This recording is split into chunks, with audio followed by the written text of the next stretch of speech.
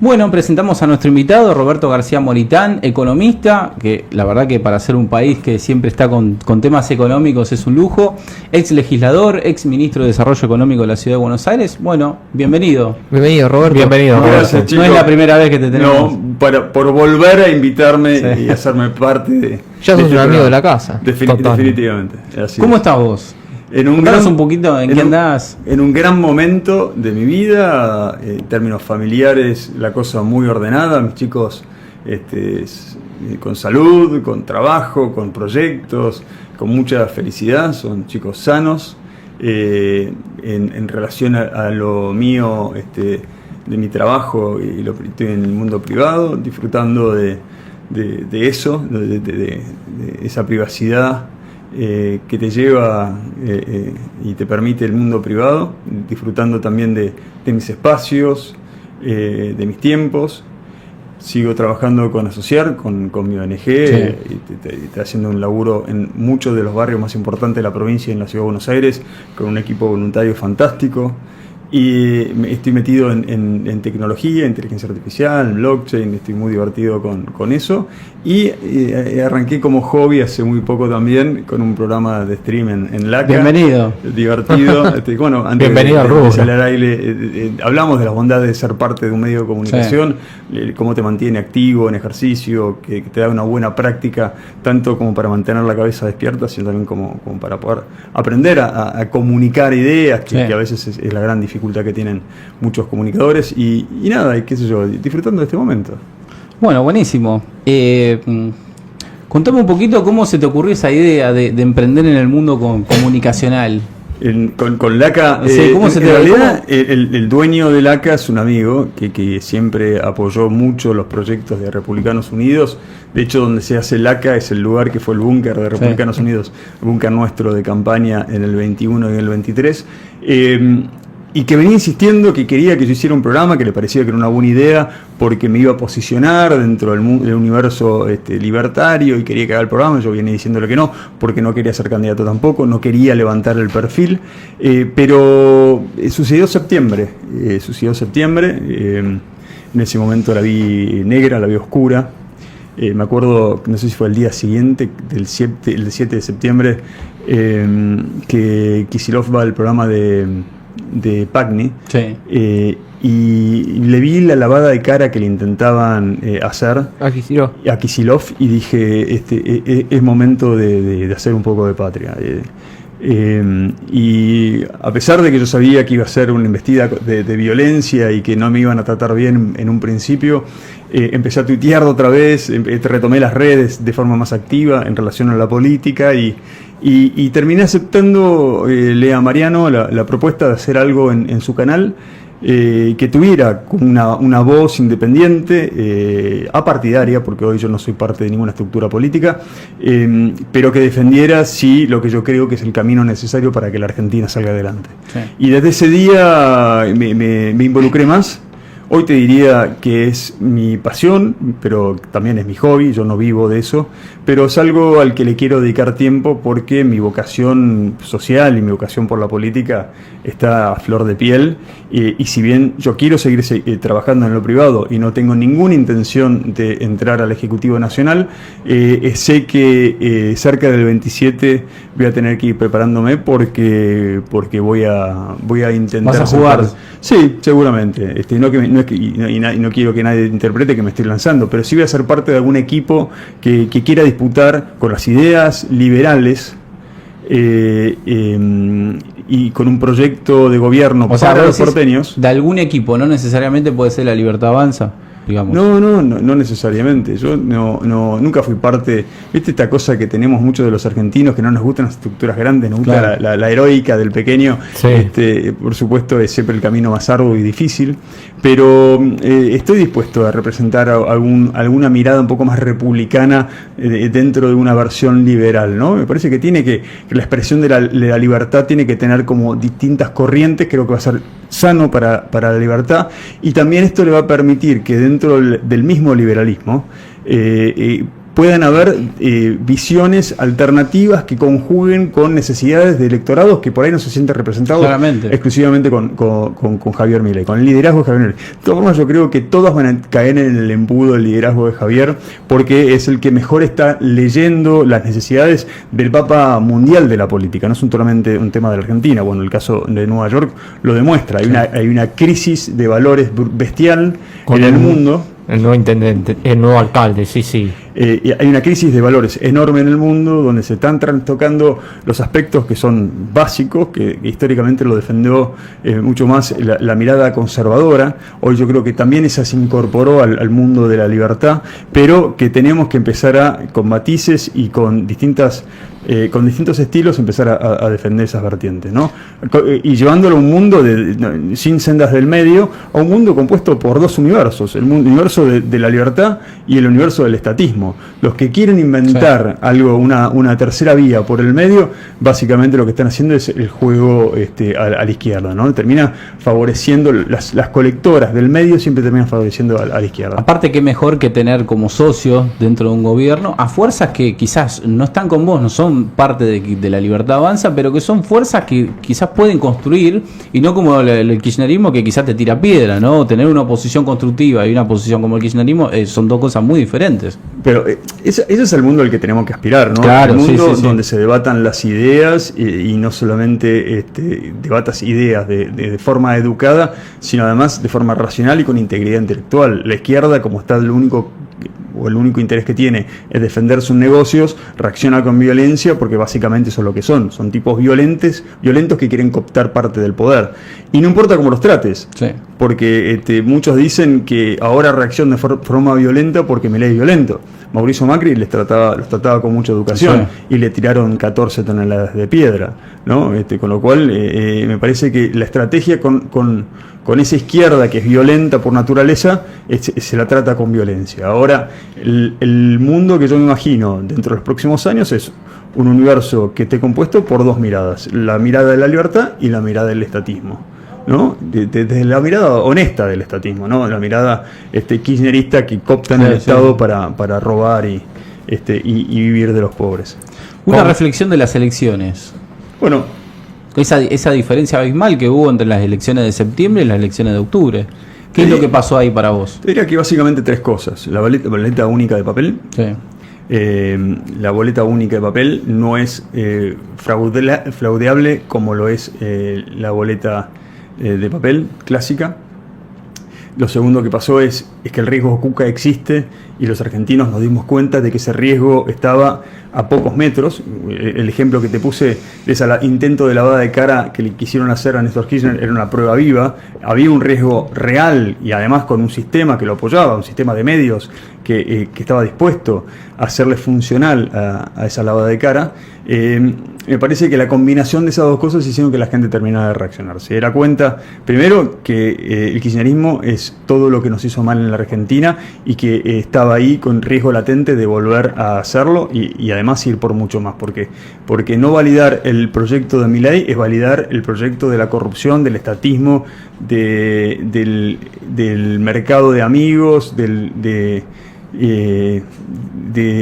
el avance en el narcotráfico. O sea, era un panorama muy complejo el que se avecinaba. Entonces, por suerte la gente reaccionó, y además quedó en evidencia también el choreo que llevan adelante los municipios, los municipales con el tema de las elecciones. Sí. El nivel de robo de la elección no sé si tiene precedente, pero que haya una diferencia de 15 puntos llama bastante la atención. Sí. Ahora los voy a querer ver en el 27, ¿no? Si ellos no se adaptan a la boleta única de papel, la diferencia va a quedar como muy expresa. Si el gobernador disputa la elección de la provincia de Buenos Aires al método antiguo, entonces la diferencia va a poner en evidencia el nivel de corrupción que había también. Quizás se busque desdoblar la elección, también tiene que pasar la legislatura. No le va a quedar otra. Obviamente le va a escapar a la elección nacional, el argumento va a ser porque va a perder, pero la realidad hoy ya los argentinos, y espero eso ayude mucho a los bonaerenses a tomar la decisión, está claro que también les robaban con las boletas, con el sistema antiguo de boletas. Sí. ¿Cómo ves la macroeconomía en Argentina?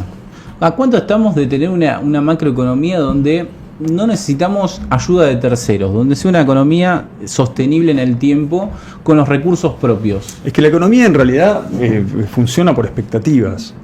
Si vos te pones a pensar cuál es el nivel de deuda en relación al Producto Bruto que tienen los países del mundo, Argentina es un país casi que está totalmente desendeudado, tenemos menos de un Producto Bruto de deuda.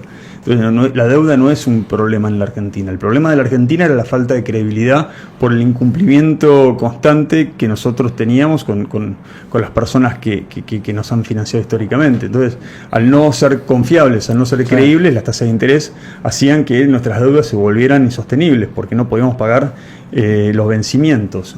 Ahora, ese episodio cambió. No solamente porque hoy hay un gobierno creíble que viene a cumplir sus acuerdos y sus obligaciones, sino también porque tenemos a través de los swaps los vencimientos de los próximos años ya resueltos. Entonces, la sensación es que ahora, si sigue bajando la tasa de interés, se sigue respetando la libre movilidad del dólar, hoy entre bandas, pero a partir del año que viene debería estar liberado. Se termina de eliminar ese cepo y se cambian algunas leyes, como una reforma tributaria y la ley laboral. Yo creo que la Argentina tiene todo por crecer, todo por ganar.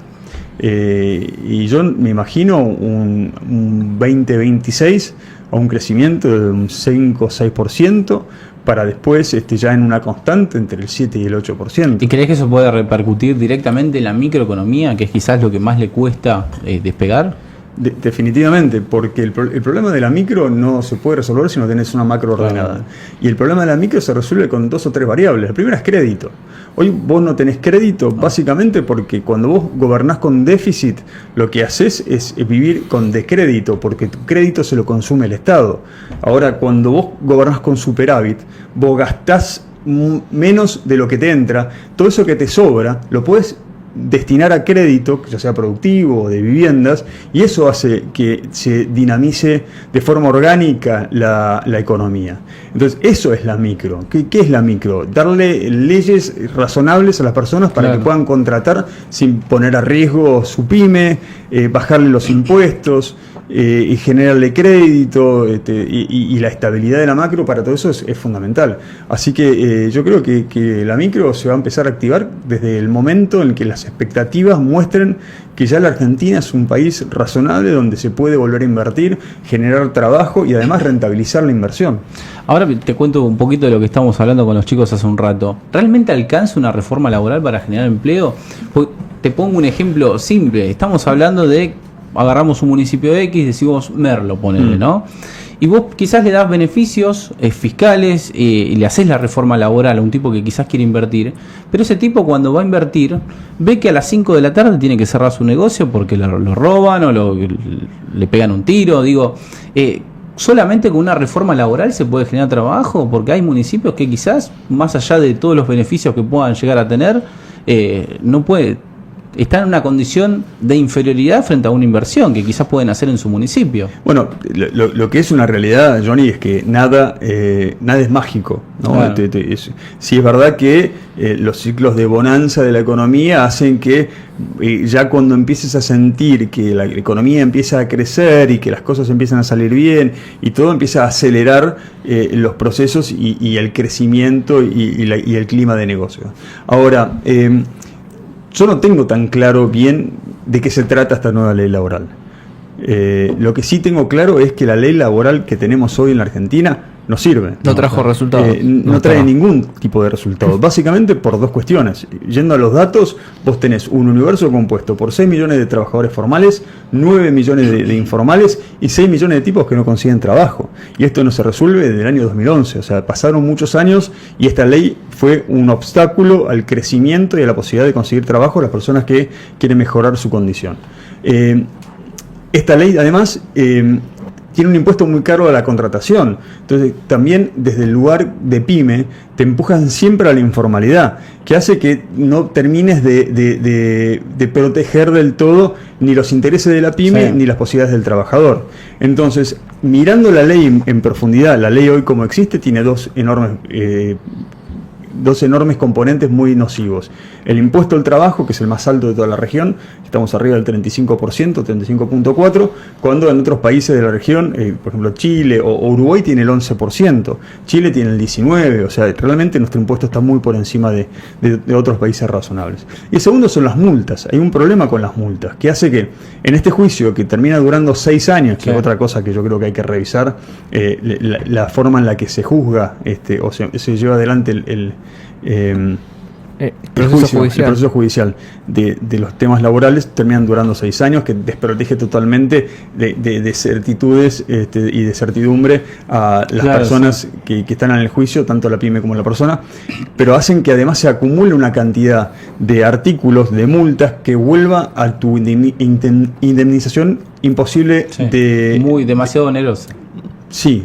Además de imposible de cuantificar. Vos no podés agregarlo a tu variable y a tu estructura de costos. Entonces nunca terminás de saber cuánto te puede llegar a costar ese juicio. Y siempre termina siendo mucho más de lo que la pyme puede pagar. Entonces yo creo que hay que encontrar un formato que termine protegiendo ni la pyme ni al trabajador, sino al empleo. Básicamente lo que nosotros tenemos que tratar de encontrar es una ley que encuentre un equilibrio que proteja el empleo. Y proteger el empleo es que no tenga incentivos al conflicto y ni beneficia a ninguna de las partes, sino que beneficie al vínculo entre quien trabaja y quien contrata a ese trabajador, para que puedan crecer juntos. La idea de cuando uno contrata a alguien es hacer crecer la empresa, ¿no? Sí. Y la idea de quien es contratado... Que se sienta aparte. Y además cuando vos no solamente lo haces con mucha alegría, lo incorporás a tu familia, a tus inversiones.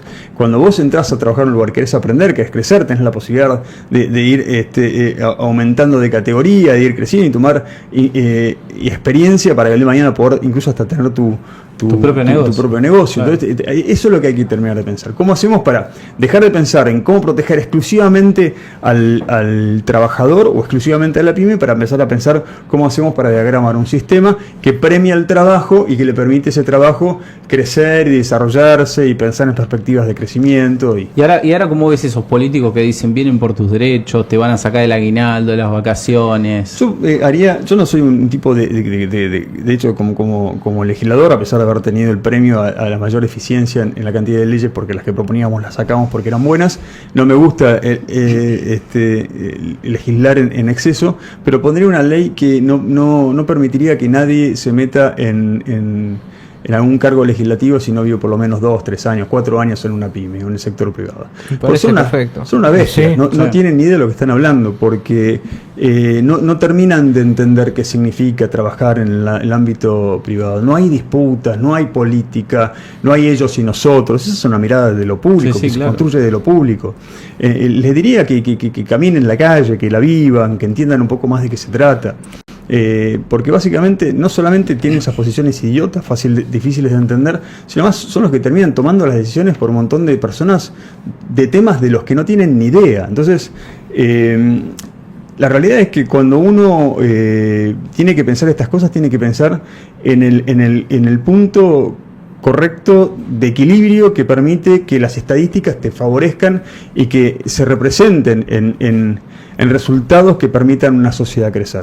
Si vos tenés una ley que hace 14 años o 20 años que no ha resuelto ningún problema, ¿qué derecho estás defendiendo? Claramente. O sea, y no hay persona con menos derecho que quien no consigue trabajo, ¿no? Entonces parece que hay que abrir un poco más la mente. Aparte, con este proceso cada vez va a ser mucho más imposible seguir bancando jubilaciones, ¿no? Que jubilaciones hay que bancar. Ahora el tema es cómo lo financiás a eso, porque en un sistema normal, como recién decíamos, las jubilaciones se financian con el empleo actual de aquellos que están activos, y sin embargo hoy no hay equilibrio entre la jubilación y el empleo activo. 4 aportantes por cada jubilación. Sí. 4 tipos formalmente inscriptos por cada jubilación. Eso quiere decir que si vos tenés un universo de 6 tipos en el mundo formal y tenés 8 millones de jubilados, de los cuales 4 no aportaron nada, quiere decir que tenés un sistema previsional en crisis que tenés que resolver.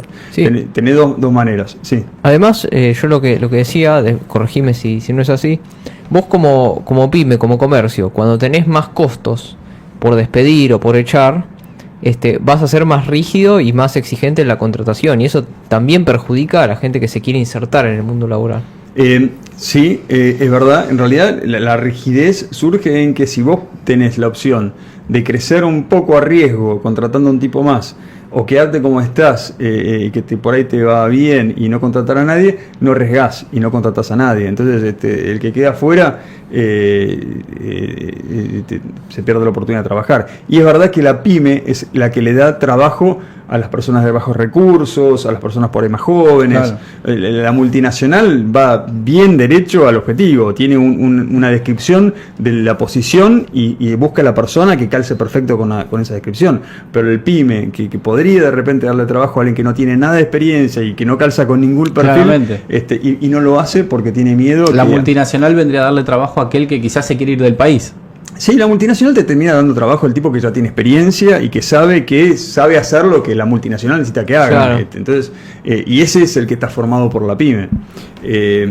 Pero sí, necesitas, para poder solucionar los problemas a los jubilados de verdad, sin hacer demagogia, como les gusta hacer a la izquierda y a los kirchneristas, y querer resolver los problemas de la gente, tenés que formalizar al trabajador informal y tenés que triplicar tu sector privado.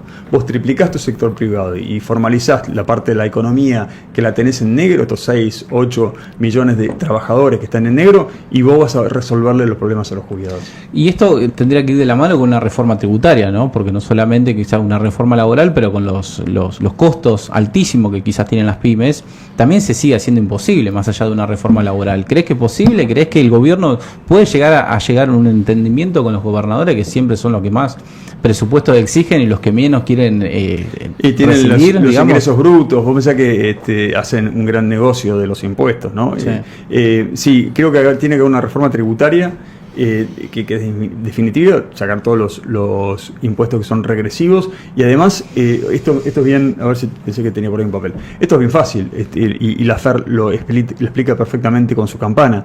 Vos vas cobrando más impuestos, tu recaudación va aumentando, sí, y va aumentando cada vez más hasta que llega un punto donde no puedes recaudar más, porque por más que suba los impuestos, la recaudación no va a subir, y lo que empieza a pasar es que empieza a bajar.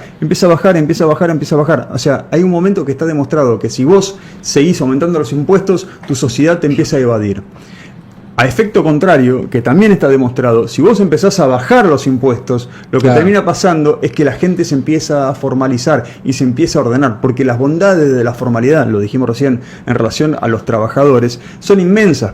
Por lo pronto, el acceso al crédito como pyme es clave, poder tener acceso a una economía que te permita el crédito, pero además estar formalizado para tener acceso a ese crédito. Ahí hay una tasa baja y razonable, porque una tasa baja y razonable, si vos le ganás mayor rentabilidad de lo que te cuesta la tasa, te puede permitir crecer mucho. Y así, de hecho, es como crecen las grandes empresas del mundo.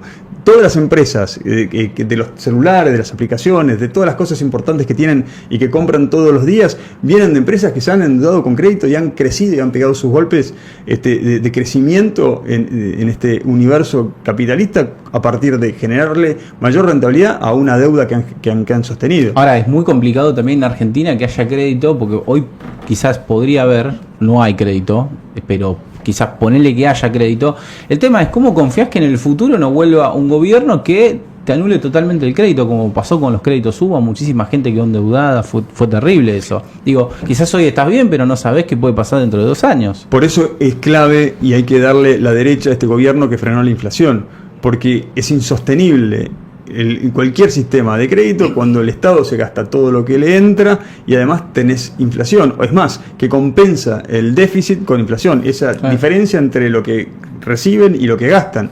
Entonces, ¿en qué sistema te resiste a un modelo inflacionario para cualquier tipo de crédito? No te digo solamente de vivienda. Entonces, ahora, este es el presidente que logró en un año terminar con la inflación. No solamente eso, porque las perspectivas eran que se venía una hiperinflación. O sea, realmente la situación de la Argentina era muy complejo. Una Argentina devastada, que debía mucha plata al mundo, con falta de credibilidad absoluta, con 250 de inflación interanual, que tenía proyectado una inflación que podía llegar a los 12.000%.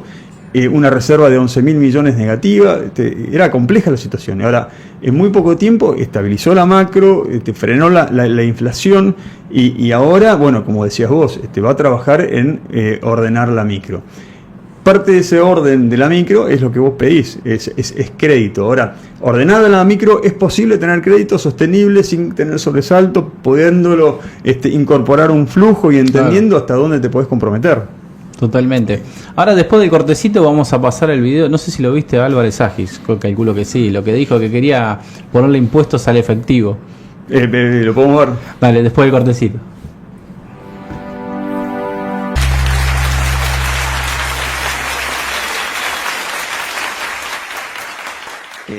Yo creo que hay que cobrar un impuesto al efectivo, Sí. de manera tal de que el consumidor sea el que induzca al comercio a blanquearse.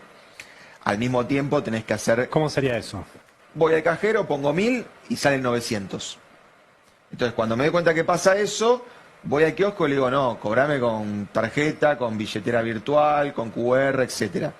Cuando yo salgo el efectivo y me meto a la billetera virtual, lo único que tiene que hacer Arca es mirar que si hay un tipo que recibe transferencias de 134 quits por día, eso se llama un comercio.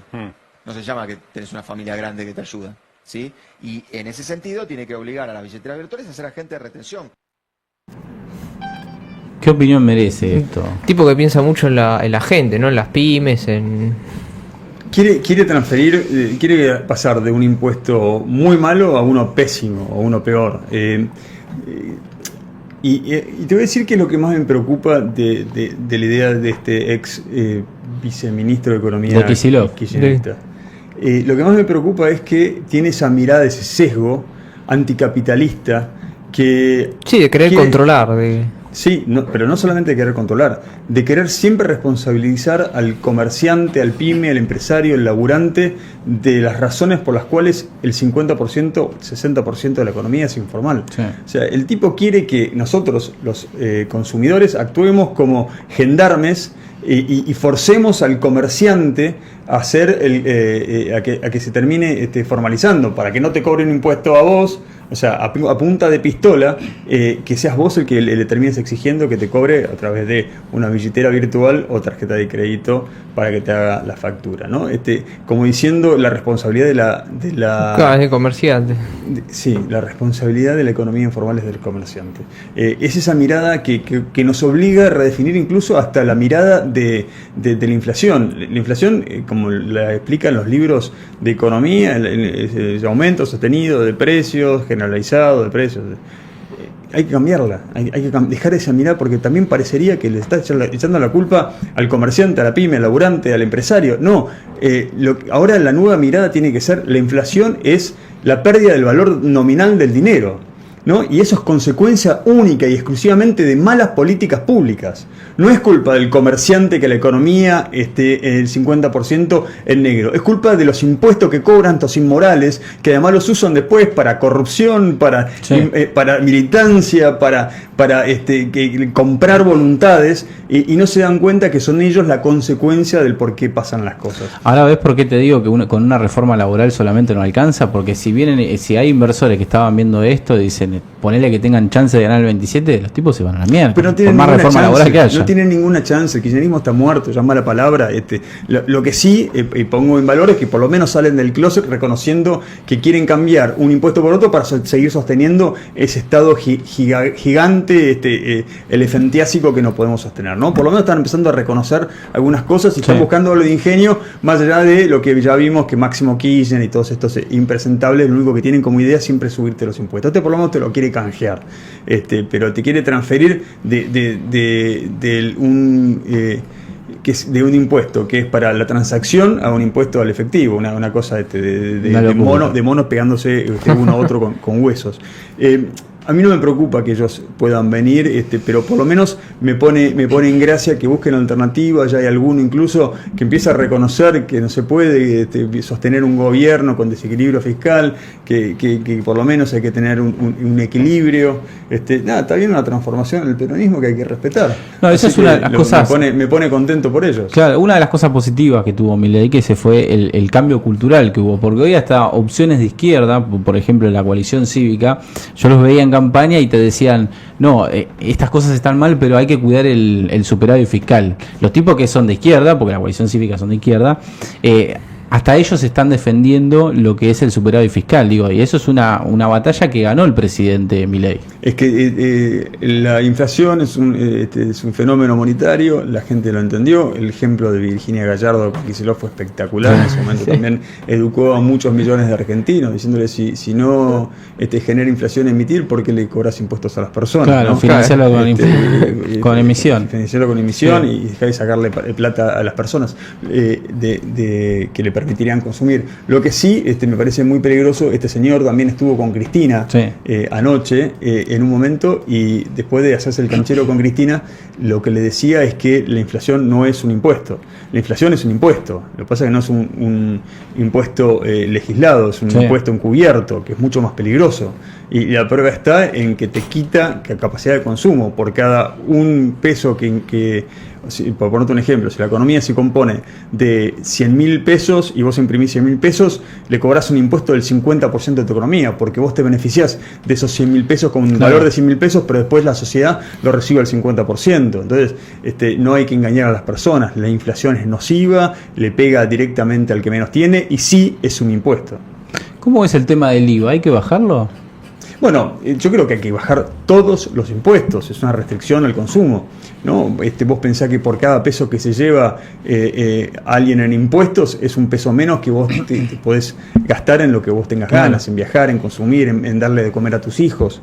Entonces, básicamente acá tenés, para que se entienda con claridad, vos tenés, lo que está en puja es quién controla el capital. ¿El sector público o el sector privado? ¿No? Si te cobran más impuestos, sí. Tiene más recursos el público, pero tiene menos recursos el privado. Ahora, cuanto menos impuestos te cobran, más recursos tiene el privado. Claro. Entonces, ¿quién es el que tiene la plata en la mano? ¿El burócrata o la familia? Porque después hay que entender que cuando uno habla del privado, no habla de la multinacional, la gran empresa, claro, sí. Ni siquiera la pyme, estamos hablando de la familia argentina. Entonces, ¿dónde vos querés que esté el poder de consumo? ¿En el privado o en el público? ¿Dónde querés que la gente tenga la plata en el bolsillo? ¿En el Estado o en las familias? Y me parece que esa es la gran discusión de la Argentina que se viene. ¿Quién sabe? Aparte de otra cosa más, ¿quién sabe mejor en qué gastar? ¿Quién se esfuerza y quién sabe lo que necesita? ¿O quien no hace ningún esfuerzo por obtenerla y no tiene ni idea que lo que necesita la sociedad? Claro. No, hecho, totalmente, la primera opción. Pero no tengan ninguna duda, Por eso, es una manera no, de optimizar los recursos. ¿Quién más sabe cómo valorar el esfuerzo y lo que generaste, que fuiste vos el que trabajaste y sabes vos Total. en qué necesitas? ¿Por qué necesitas un burócrata que gaste por vos?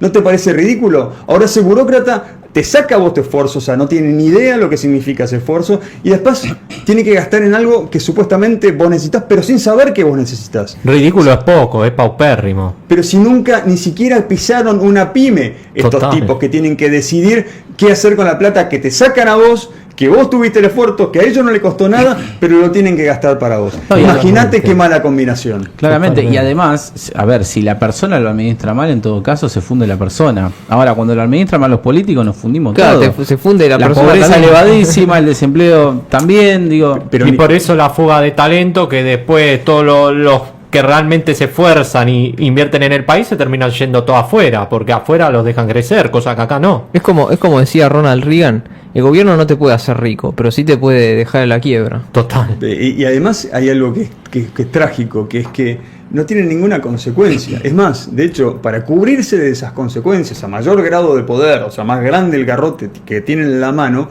más se van cubriendo con burocracia. Entonces, ¿qué es lo que termina haciendo? Te arman un escudo Sí. de burocracia tal que ellos se vuelven casi intocables. Pero todo eso siempre, por supuesto, es a costa del contribuyente, ¿no? Del que labura, del que invierte, del que genera laburo y que después no le alcanza a fin de mes porque se lo llevan los políticos de turno. ¿Cómo ve la ciudad de Buenos Aires? Digo mejor. Creo que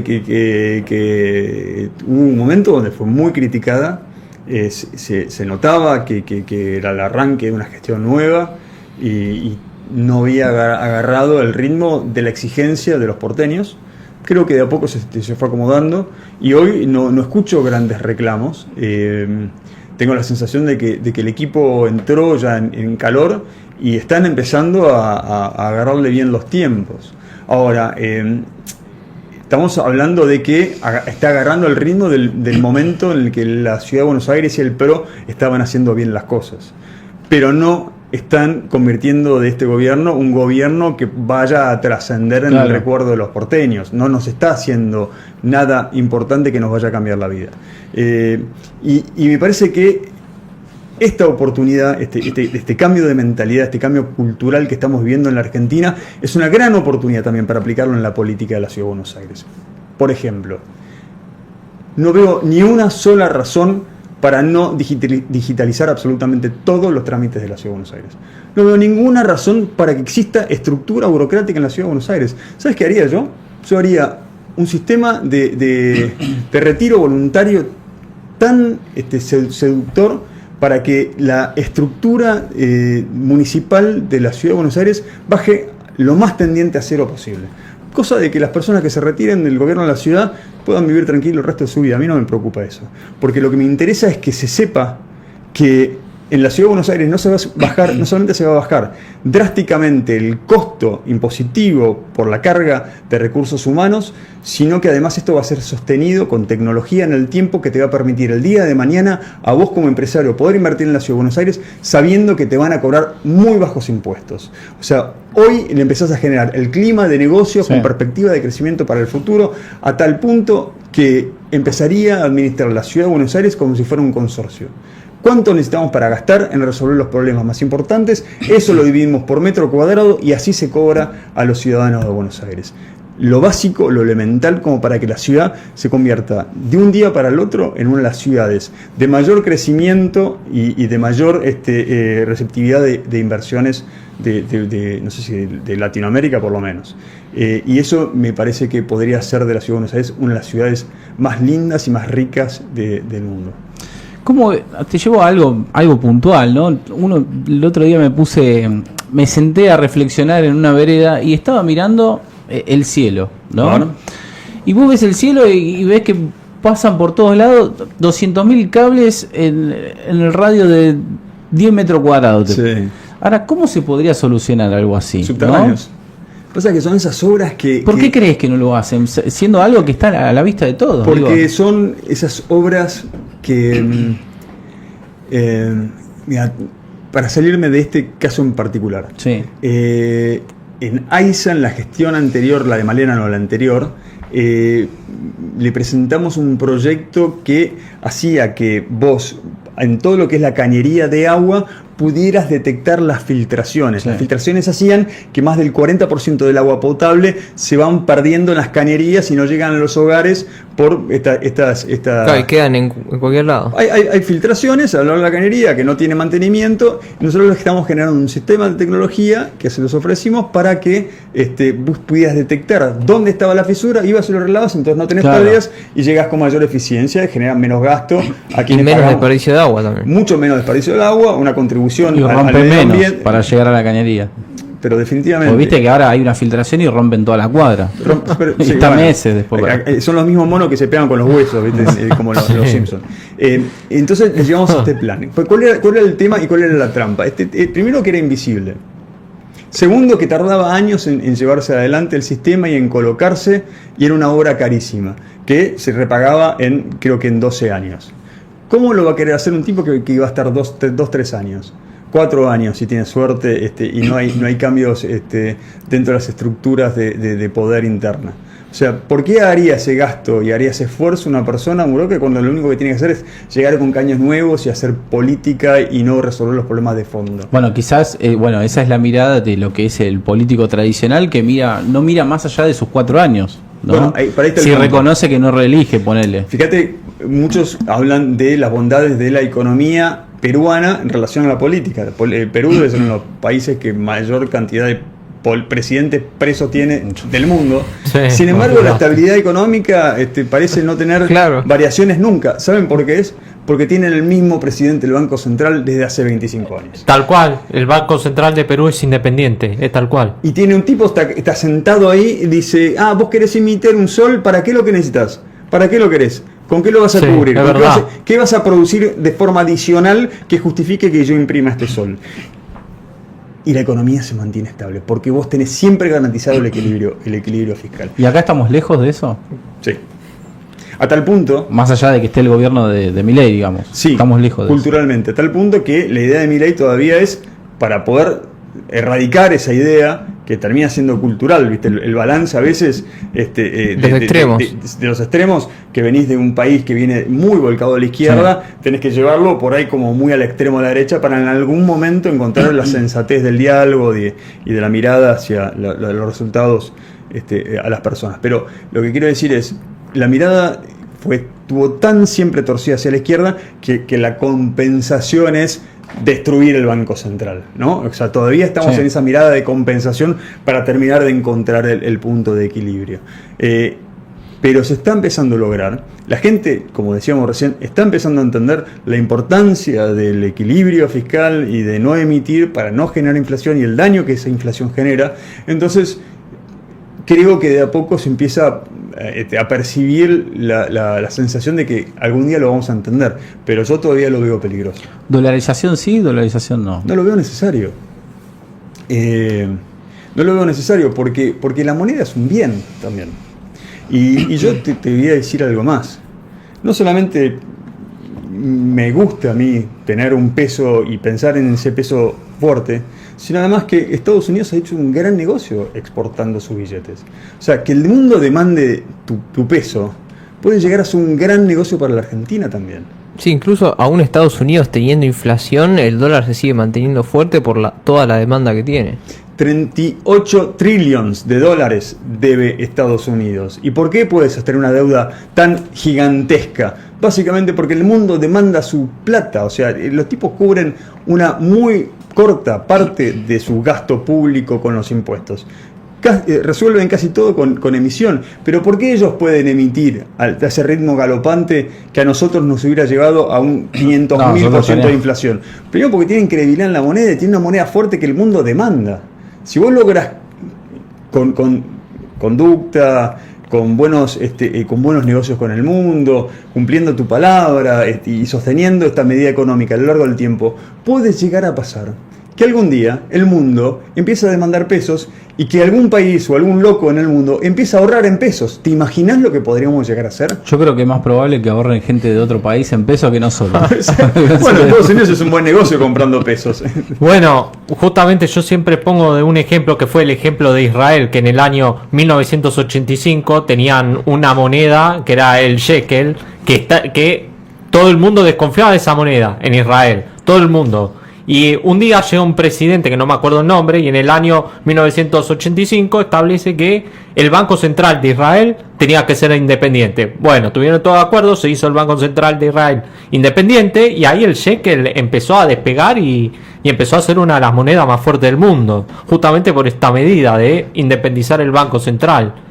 Así que Argentina podría tomar eso como inspiración.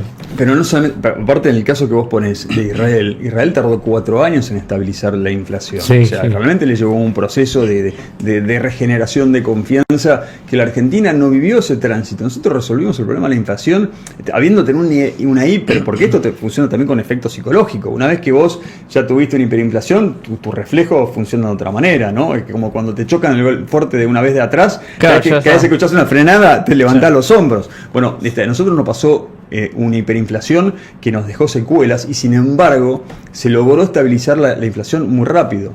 Japón tardó 4 o 5 años, ¿no? Sí. Hay un montón de casos donde realmente frenar y regenerar la confianza con la gente fue difícil y fue largo. Sin embargo, acá se pudo. Yo creo que nosotros somos una sociedad que tiene todo listo para resolver y dar el salto de calidad. El apoyo inaudito de los Estados Unidos, que por razones de seguridad nacional están dispuestos a invertir en nosotros, y lo más loco es que nos van a dar las herramientas para convertirnos en un país desarrollado. O sea, vos no podés convertirte en un país desarrollado si no tenés el apoyo de una potencia como de los Estados Unidos. La recibió Israel, la recibió Japón, la recibió Taiwán, Singapur, Hong Kong, la recibimos nosotros. Nos están invitando a ser parte de los países que hacen historia, que empiezan a comercializar con el mundo, que pegan un crecimiento económico descomunal, que saca personas de la pobreza por millones. Y y de repente no aprovecharlo sería otro acto de estupidez como los muchos que hemos cometido. Como en la época de Néstor Kirchner, que no aceptamos sumarnos a la Organización de Libre Comercio, al ALCA. No, pero esta era una burrada de la patria grande.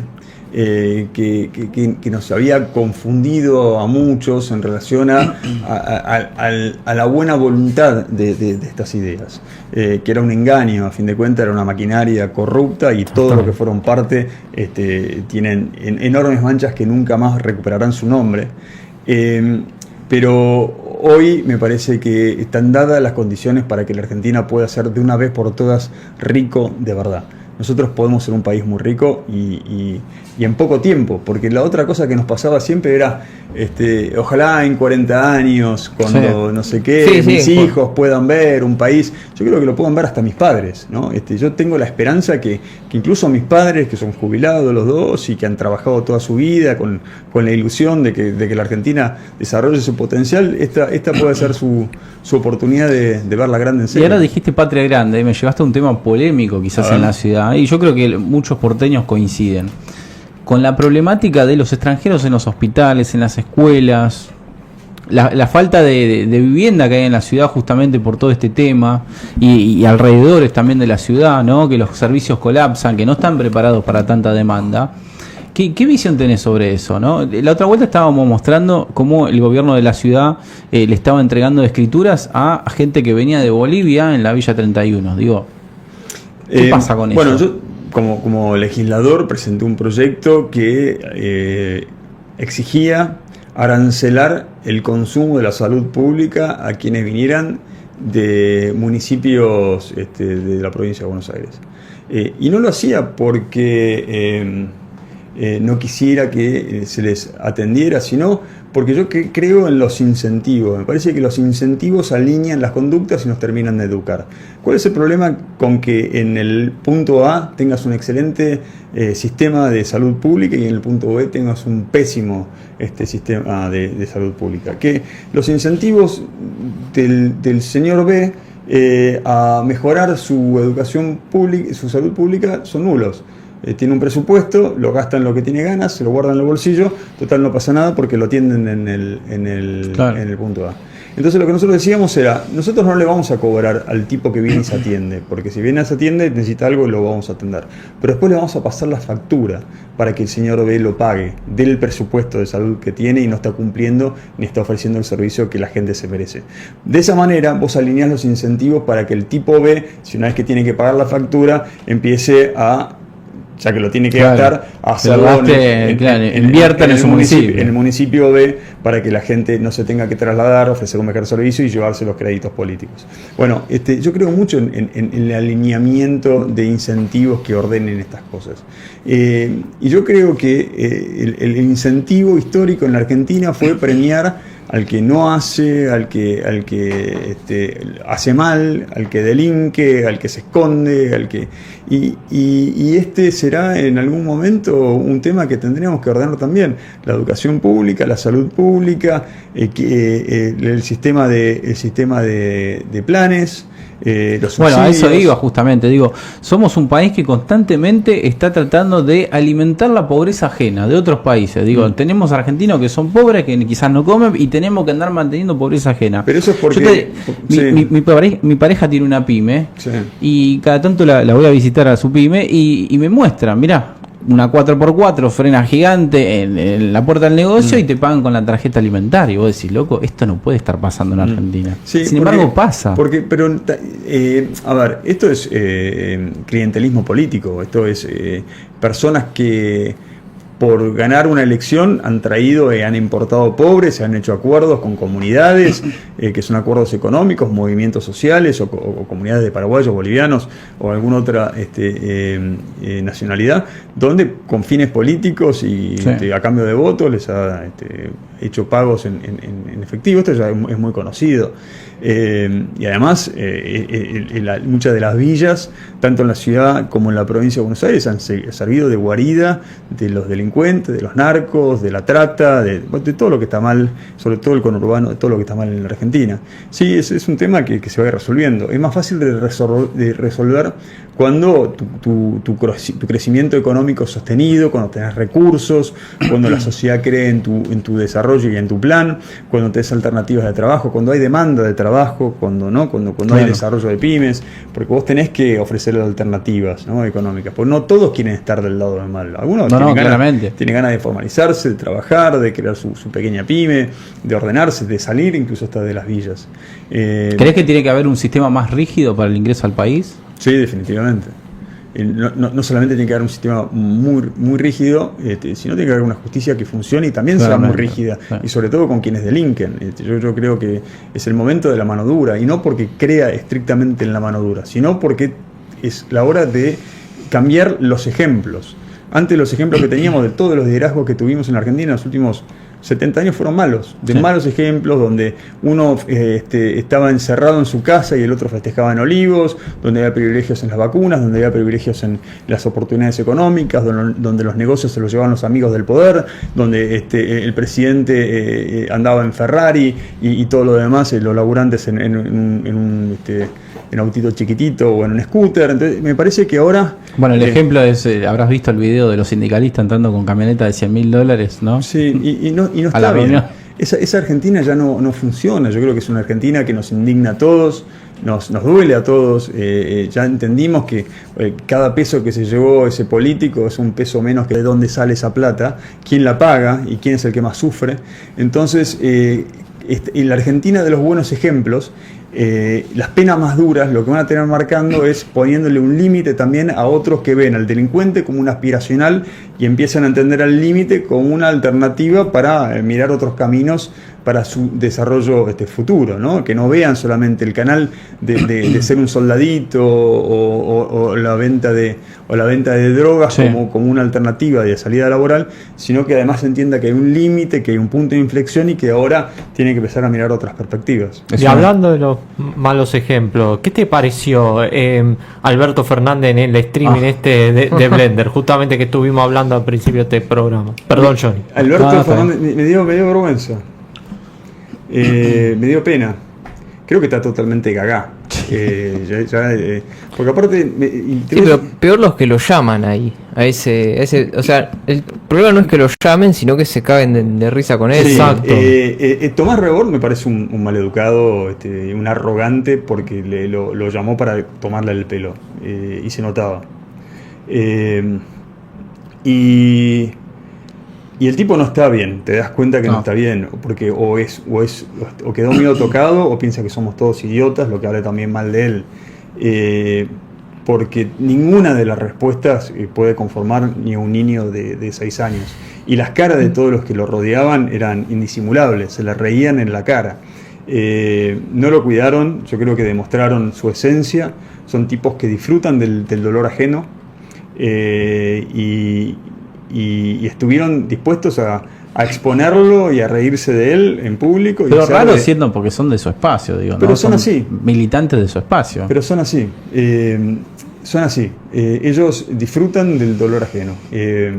Disfrutan de la humillación, disfrutan del maltrato, son sádicos, son violentos. Son resentidos. Tienen un nivel de resentimiento que es muy complejo. Están siempre mirando qué es lo que vos tenés para ver... no para sacártelo necesariamente, pero para que no lo tengas más. Para que te vaya mal, claro. Aparte, lo barata que es una entrevista con un expresidente hablando de Tamara Petinato. O sea, es un expresidente, más allá que es Alberto Fernández. Era una pregunta a hacer. Pasa que, a ver, si vos me preguntas a mí si yo lo quisiera a Alberto Fernández para mi canal de stream, y sí, obvio, lo hubiera llevado. Pero no deja de ser un expresidente. Ahora, cagarse de risa es otra cosa. Sí, ¿no? pero la humillación con la que lo entrevistaron me parece que habla mucho de ellos también.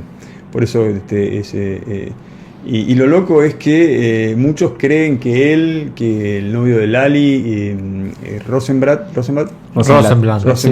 de gelatina. De gelatina y son parte de la renovación del peronismo. Yo creo que son una versión mucho peor, porque es una versión mucho más sádica, mucho más rebuscada, mucho más falsa, mucho más manipuladora, y mucho más preparada también para el juego de los medios. Es una generación Claro, están actualizadas. que vino formateada para saber cómo manipular a las personas que están del otro lado mirándolos.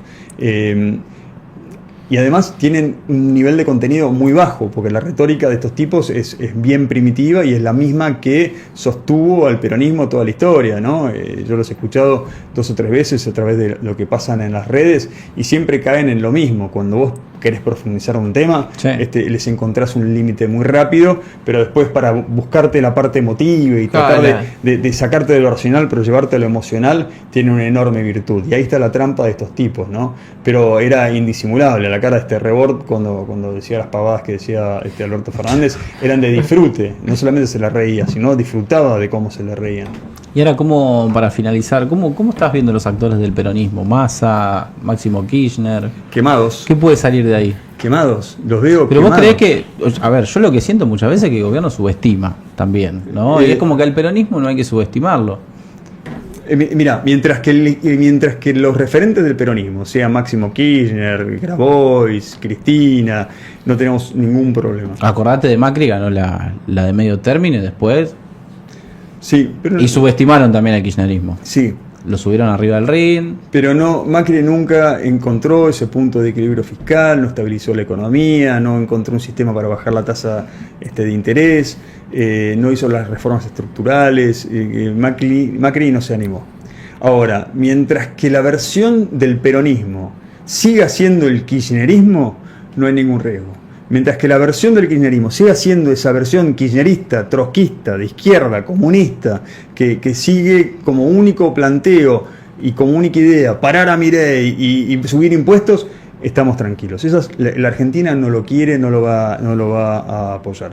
Ahora, si se reversiona en algo más moderado, de verdad, que no sea un sádico como estos pendejos que te decía Sí. recién, que se ríe de la gente en la cara, que no respeta ni siquiera un expresidente de su propio espacio y lo humilla en público, y vienen con una idea que sostenga este modelo económico de equilibrio, superávit fiscal, de orden macroeconómico, que no sea corrupto. Y después dentro de ese equilibrio que lo administre de otra manera, y ahí tenés otro cantar y puede llegar a pasar. Ahí sería otra cosa, claro. Y puede llegar a ser otra Una cosa. oposición constructiva. Pero un peronismo más de centro, no este mamarracho en el que han convertido, porque originalmente el peronismo era de derecha, el radicalismo era el partido Sí. de izquierda, que Tal transgiversaron todo. Pero bueno, mientras que esté Cristina, Máximo, Grabois, y todos estos mamarrachos, no hay ningún peligro. Y Perón aparte era fanático de Mussolini, ¿no? Pero Que nadie te lo va a reconocer. Pero son los muchos- fascistas. El Claro. único país. El único país que refugió a los nazis cuando... Pero ya en los 70 habían desaparecido todos los fascismos del mundo, en España, en Alemania, en Italia, en Japón, y acá lo seguimos sosteniendo. Roberto García Moritán, muchísimas gracias. Gracias, Muchas muchachos. gracias por venir. Muchas gracias Vamos a por un venir. cortecito.